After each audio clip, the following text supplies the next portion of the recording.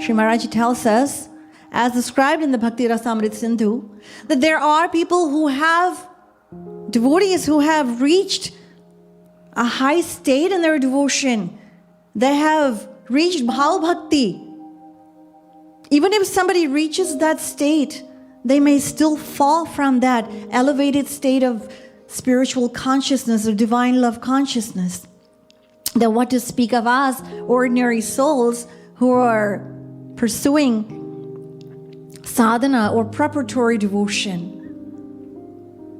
How? What to speak of us? We may have seen devotees who were once so drowned and so immersed in devotion, crying and dancing and in sadhana, in devotion. And what happened to them? They've drifted. They're back in the world, totally absorbed, totally fallen back into the world. How is he these days? Oh, he is in a very pitiable state. What happened? How did that happen?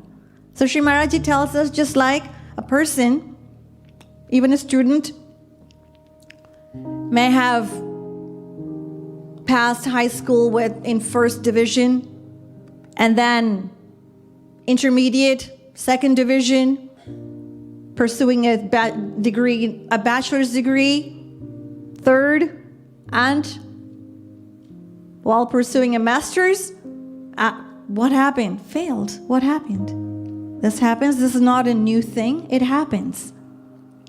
Right? So, people who do not prepare themselves or who do not make effort to prepare for the changing situations are bound to face or to bear such consequences.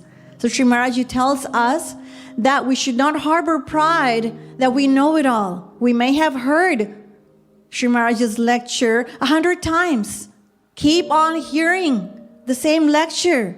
It doesn't matter until we see Radha Krishna in front of us. We should never ever think, oh, I think I know it. I've heard it so many times.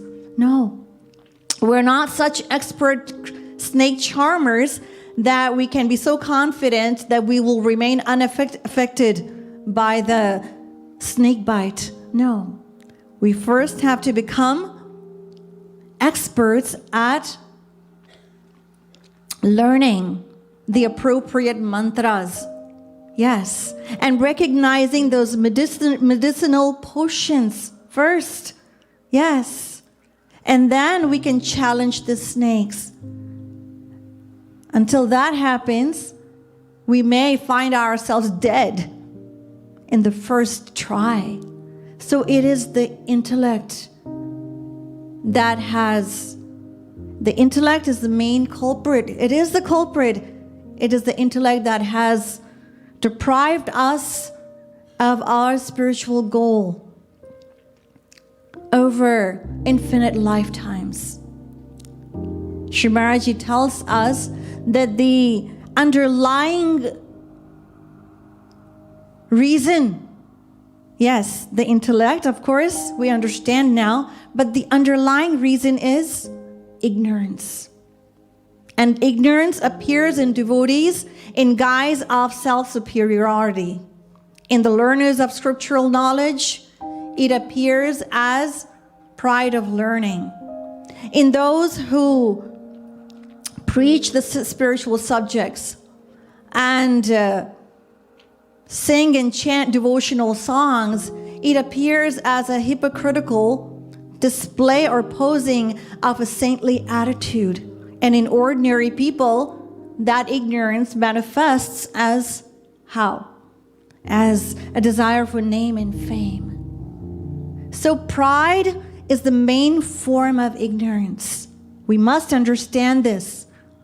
And Sri Maharaji tells us that knowledge, in the spiritual sense, knowledge does not mean learning or intelligence. And ignorance does not mean illiteracy or stupidity.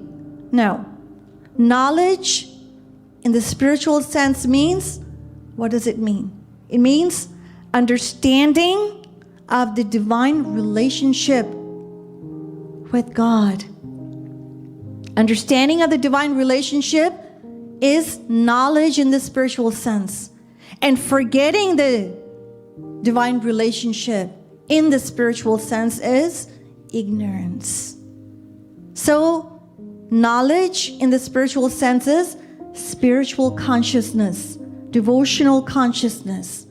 And ignorance is material consciousness.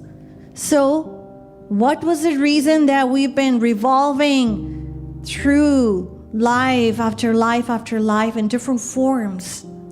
It is ignorance. That is the reason. This is what Sri Maharaji has explained to us. So the remaining lines I will explain over the next few days.